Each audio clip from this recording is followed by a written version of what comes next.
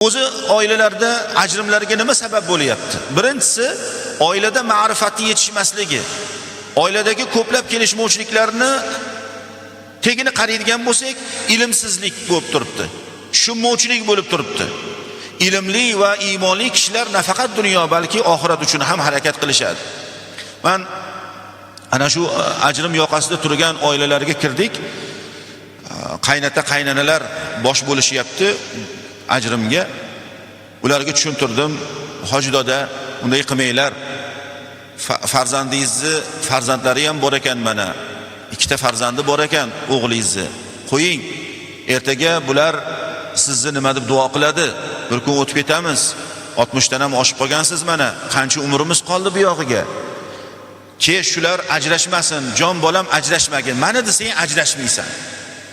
Bolalaring yetim bo'lmasin, tirik yetim bo'lmasin deb gapirish kerak bo'lgan hoji akamiz, hoji dodamiz, yo'q ajrashasan turibdilar-da. Yo'q, ajrashasan. Tamom va salom, mana oxirgi gapim shu.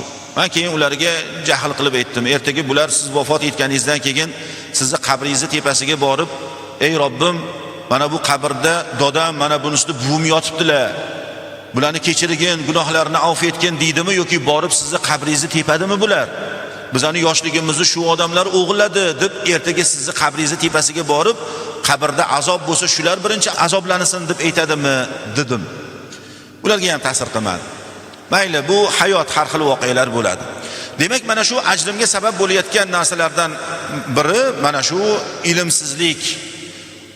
Bilib bilmasligimiz yoki bilib turib ham unga amal qilmasligimiz natijasida mana shunday ishlar bo'lyapti.